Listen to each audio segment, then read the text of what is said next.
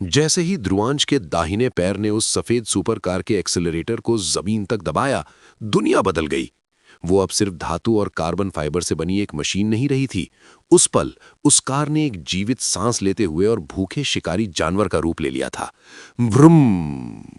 Engine के hood के नीचे से एक गहरी रूह को कंपा देने वाली गुर्राहट गूंजी। 800 हॉर्स पावर का वो इंजन दहाड़ उठा। टायरों ने डामर को नोचते हुए एक चीख मारी और कार ने गुरुत्वाकर्षण के नियमों को चुनौती देते हुए छलांग लगाई। हवा का दबाव इतना तेज हो गया कि कार के शीशे थरथराने लगे। केबिन के अंदर सब कुछ पीछे छूटता हुआ महसूस हो रहा था। स्पीडोमीटर की सुई किसी पागल की तरह ऊपर भाग रही थी। 120, 150, 180, 200 किलोमीटर प्रति घंटा। बाहर का नजारा धुंधला हो चुका था। सड़क के किनारे लगे विशाल पेड़, बिजली के खंभे और इमारतें, सब कुछ हरे और भूरे धब्बों की तरह पीछे छूटते जा रहे थे। दुनिया सिर्फ एक सुरंग बनकर रह गई थी, रफ्तार की सुरंग। सिल्वी, जो अभी कुछ पल पहले तक भावुक थी और ध्रुवांश को समझा रही थी, अब अपनी बकेट सीट से बुरी तरह चिपक गई थी। जी फोर्स उसे पीछे धकेल रहा था, लेकिन उसकी आंखों में डर नहीं था। उसकी बड़ी नीली आंखों में एक अजीब सा नशा, एक रोमांच तैर रहा था। उसने अपना सिर घुमाया और ड्राइविंग सीट पर बैठे उस शख्स को देखा। ध्रुवांश। उसका चेहरा पत्थर की तरह सख्त था, जबड़े कस चुके थे। उसकी आंखें सड़क पर ऐसी जमी हुई थीं जैसे कोई बाज अपने शिकार को लॉक कर चुका हो। उसके होठों पर एक बहुत ही हल्की लेकिन बेहद खतरनाक मुस्कान थी। ये वो शांत और सुलझा हुआ ध्रुवांश नहीं था। ये वो ध्रुवांश था जिसे दुनिया को झुकाना आता था। ये डेविल था जो स्टीयरिंग व्हील थामे हुए था। ध्रुवांश का पहला निशाना आगे चल रही दो कारें थीं, विवेक और अनिकेत। सड़क पर आगे विवेक अपनी स्पोर्ट्स कार को पूरी ताकत से भगा रहा था और उसके ठीक बगल में अनिकेत अपनी कन्वर्टेबल कार दौड़ा रहा था। अनिकेत की कार के अंदर का नजारा किसी कॉमेडी शो से कम नहीं था। अरे अनिकेत, अबे धीरे, ओए पागल! माही की आवाज इंजन के शोर और हवा के थपेड़ों के ऊपर भी साफ सुनाई दे रही थी। उसने डैशबोर्ड को इतनी जोर से पकड़ रखा था कि उसकी उंगलियों के निशान उस पर छप गए थे। उसके बाल हवा में किसी चुड़ैल की तरह उड़ रहे थे। तुम हमें मरवाओगे क्या? माही चीख रही थी। ब्रेक मार, अगर मेरी हेयर स्टाइल खराब हुई ना तो कसम से अनिकेत, मैं तुम्हारा खून पी जाऊंगी। रोक गाड़ी। लेकिन अनिकेत अनिकेत तो रेस के नशे में धुत था। उसे माही की चीखें किसी संगीत जैसी लग रही थीं। अरे माही, चिल करो मैडम, अनिकेत चिल्लाया, हवा में एक हाथ लहराते हुए। डर के आगे जीत है, हम जीतने वाले हैं, बस उस कबीर को पकड़ना है, वो ज्यादा दूर नहीं है। अनिकेत अपनी जीत का जश्न मनाने ही वाला था कि तभी पीछे से एक आवाज आई, हवा के फटने की आवाज। जूम! एक पल, बस एक पल लगा। ध्रुवांश की सफेद सुपरकार एक सफेद तूफान की तरह उन दोनों कारों के ठीक बीच से गुजरी। वो इतनी तेजी से निकली कि हवा के उस जबरदस्त झोंके से विवेक और अनिकेत की गाड़ियां डगमगा गईं। विवेक का स्टीयरिंग हिल गया और अनिकेत की कार थोड़ी लहरा गई। अरे ये क्या था? विवेक हक्का बक्का रह गया। उसकी आंखें फटी की फटी रह गईं। क्या वो ध्रुवांश था? इतनी स्पीड! उधर माही ने राहत की सांस ली, लेकिन उसका गुस्सा 7वें आसमान पर था। शुक्र है वो पागल आगे निकल गया। अब तुम रेस हार जाओगे अनिकेत, और कम से कम हम जिंदा बचेंगे। लेकिन ध्रुवांश का लक्ष्य विवेक या अनिकेत नहीं थे। वे तो बस रास्ते के पत्थर थे। उसका असली मुकाबला, असली चुनौती तो आगे थी। लगभग आधा किलोमीटर आगे सड़क पर एक लाल रंग का दानव दौड़ रहा था, कबीर की customised beast car. Kabir driving में माहिर था। वो सड़क के हर मोड़, हर गड्ढे को अपनी उंगलियों की लकीरों की तरह जानता था। वो बेहद रिलैक्स्ड होकर एक हाथ से स्टीयरिंग संभाल रहा था और गाने गुनगुना रहा था। उसे पूरा यकीन था कि जीत उसकी जेब में है। तभी उसकी नज़र रियर व्यू मिरर पर पड़ी। वहां पीछे धुएं और धूल के गुबार को चीरते हुए एक छोटा सा सफेद बिंदु तेजी से बड़ा होता जा रहा था। वो बिंदु इतनी तेजी से पास आ रहा था जैसे उसे टेलीपोर्ट किया जा रहा हो। कबीर की आंखें चमक उठीं। उसके चेहरे पर एक शैतानी मुकाबले वाली मुस्कान आ गई। आ गया शेर। कबीर ने अपने गियर स्टिक पर हाथ रखा। मुझे पता था भाई, आप इतनी आसानी से हार नहीं मानेंगे। उसने गियर शिफ्ट किया और एक्सेलरेटर को और दबाया। आ जाओ भाई, आज आपको दिखाता हूं कि असली रेस क्या होती है। आप हंटर की दुनिया में एक मॉन्स्टर होंगे, लेकिन कार रेस में आप मुझे नहीं हरा सकते। कबीर ने अपनी कार को सड़क के बिल्कुल बीचों बीच कर दिया। ये एक क्लासिक रेसिंग टैक्टिक थी, रास्ता ब्लॉक करना ताकि पीछे वाला ओवरटेक न कर सके। ध्रुवांश की कार अब कबीर के बम्पर के बिल्कुल करीब आ चुकी थी, बमुश्किल 2 फुट का फासला। दोनों गाड़ियां 240 किलोमीटर प्रति घंटा की रफ्तार पर थीं। ये पागलपन था। एक छोटी सी गलती, एक हल्का सा टच, और दोनों गाड़ियां हवा में उड़कर आग के गोले में बदल जाएंगी। ध्रुवांश ने बाईं ओर से निकलने की कोशिश की। कबीर ने तुरंत अपनी कार बाईं ओर काट ली। रास्ता बंद। ध्रुवांश ने दाईं ओर स्टीयरिंग घुमाया। कबीर ने वहां भी ब्लॉक कर दिया। स्मार्ट। ध्रुवांश बुदबुदाया, कबीर की स्किल्स की दाद देते हुए। लेकिन काफी नहीं। सिल्वी ने खिड़की से बाहर देखा। उसे आगे का रास्ता पहचान में आ रहा था। ध्रुवांश, सिल्वी ने चेतावनी दी, होप कॉलेज का टर्न आने वाला है। वो डेविल्स कर्व, वो मोड़ बहुत खतरनाक है, वहां खाई है। ध्रुवांश की मुस्कान और गहरी हो गई। उसकी आंखों में एक पागलपन उतर आया। मुझे पता है सिल्वी, ध्रुवांश ने बहुत धीमे से कहा, और वहीं वहीं हम जीतेंगे। सामने सड़क पर वो कुख्यात मोड़ दिखाई देने लगा। ये एक तीखा यू टर्न जैसा मोड़ था जिसके एक तरफ पहाड़ी थी और दूसरी तरफ गहरी खाई। ये वो जगह थी जहां अच्छे अच्छे प्रो ड्राइवर्स भी अपनी स्पीड 60 पर ले आते थे। कबीर ने मोड़ देखा, उसका दिमाग गणना करने लगा। स्पीड ज्यादा है, टर्न शार्प है।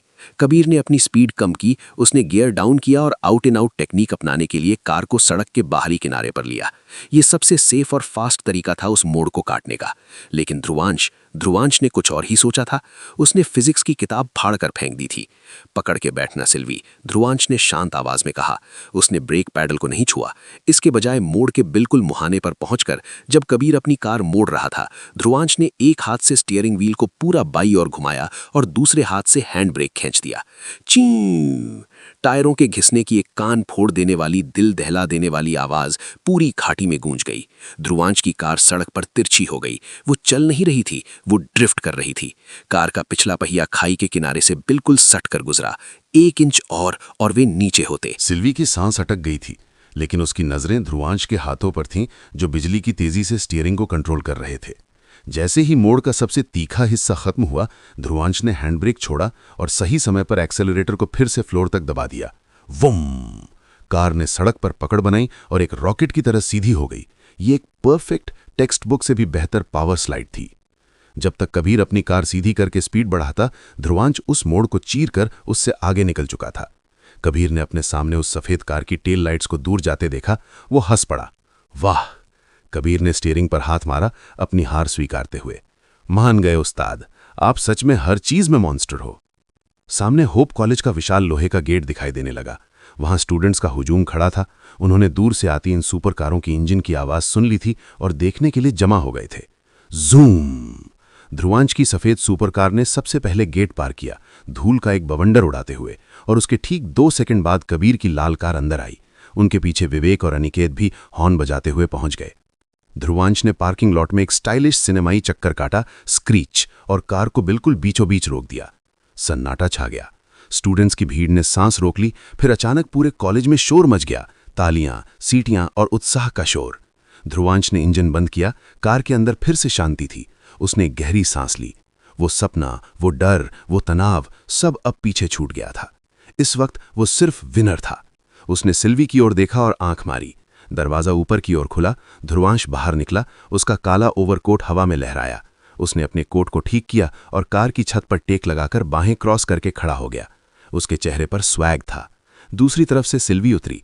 उसके बाल बिखरे हुए थे, गालों पर रोमांच की लाली थी और चेहरे पर विजय की चमक। कबीर अपनी कार से बाहर आया। वो दौड़कर ध्रुवांश के पास गया और तालियां बजाने लगा। भाई साहब, कबीर ने सिर हिलाते हुए कहा। क्या टर्न था वो! डेविल्स कर्व पे ड्रिफ्ट! मैंने तो सोच लिया था कि आज हम गए खाई में। मेरी धड़कन अभी भी 200 पर है। कबीर ने हंसते हुए ध्रुवांश को गले लगा लिया। आप जीत गए, मैं हार मानता हूं। तभी विवेक और अनिकेत भी अपनी कारों से बाहर आए। अनिकेत के बाल उड़े हुए थे और माही कार का दरवाजा खोलते ही लड़खड़ा कर बाहर निकली और लगभग जमीन पर गिर पड़ी। उसने जमीन को छू कर देखा। मैं जिंदा हूं। माही ने राहत की गहरी सांस ली। फिर वो पलटी और अनिकेत को अपनी मौत वाली नजरों से घूरा। अनिकेत, कसम खाती हूं, दोबारा कभी तुम्हारे साथ गाड़ी में नहीं बैठूंगी, कभी नहीं। तुमने मेरी आत्मा निकाल दी थी। विवेक दौड़कर ध्रुवांश और कबीर के पास आया। वो अपनी कार की चाबी उंगली में नचा रहा था। यार, तुम लोग इंसान हो या एलियन? 200 की स्पीड पर ड्रिफ्ट कौन मारता है भाई? मुझे तो लगता था तुम लोग सुसाइड मिशन पर हो। ध्रुवांश ने मुस्कुराते हुए उन सबकी ओर देखा। कॉलेज के स्टूडेंट्स उन्हें घेर रहे थे, फ्लैश चमक रहे थे, लोग वीडियो बना रहे थे। लेकिन ध्रुवांश का ध्यान सिर्फ अपनी टीम, अपने दोस्तों पर था। कबीर ने भीड़ को नजरअंदाज करते हुए मुद्दे की बात छेड़ी। तो भाई, कबीर ने याद दिलाया, शर्त के मुताबिक आप जीत गए और शर्त ये थी कि जीतने वाला जो भी एक डिसीजन लेगा वो पूरी टीम को मानना पड़ेगा। सब शांत हो गए। हंसी मजाक रुक गया। माही भी अपने बाल ठीक करते हुए वहां आ गई। अनिकेत और विवेक भी गंभीर हो गए। सब ध्रुवांश के फैसले का इंतजार कर रहे थे। क्या वो कोई मुश्किल ट्रेनिंग का ऑर्डर देगा या कोई अजीब नियम बनाएगा? ध्रुवांश ने सबको देखा, कबीर, अनिकेत, विवेक, माही और सिल्वी। उसके चेहरे पर एक रहस्यमयी लेकिन प्यारी मुस्कान आ गई। उसने अपने कोट की जेब में हाथ डाला और बहुत ही सहजता से कहा, अभी नहीं। उसने आसमान की तरफ देखा, फिर अपनी टीम की तरफ। वो फैसला हम फ्यूचर में देखेंगे, अभी के लिए ये जीत ही काफ़ी है। उसने सस्पेंस को बरकरार रखा। एक ऐसा फैसला जो शायद आने वाले वक्त में उनकी किस्मत बदल सकता था, उसे उसने अपनी मुट्ठी में बंद रखा। वो सिल्वी की ओर देखते हुए कहता है, तो हम जीत गए। वैसे जीतने की मोटिवेशन कमाल की थी। क्या जीतने के बाद का कोई इनाम नहीं मिलेगा? ये सुन सिल्वी के गाल लाल हो जाते हैं। वो धीरे से ध्रुवांश के सीने पर चिकोटी काटते हुए कहती है, आसपास देख लीजिए कितने लोग हैं। ध्रुवांश मुस्कुराते हुए कहता है, ठीक है, बाद में सही। चलो, ध्रुवांश ने आगे बढ़ते हुए कहा। और इस तरह रफ्तार का वो बादशाह अपनी टीम के साथ कॉलेज की बिल्डिंग की ओर बढ़ गया, पीछे छोड़ते हुए टायरों के निशान और एक अनसुलझा सवाल। ध्रुवांश ने अपना फैसला सुरक्षित क्यों रखा? क्या आने वाले खतरे के लिए उसे इस वीटो पावर की जरूरत पड़ेगी? और होप कॉलेज में अब कौन सा नया ड्रामा उनका इंतजार कर रहा है? कहानी अब एक नए पड़ाव पर है।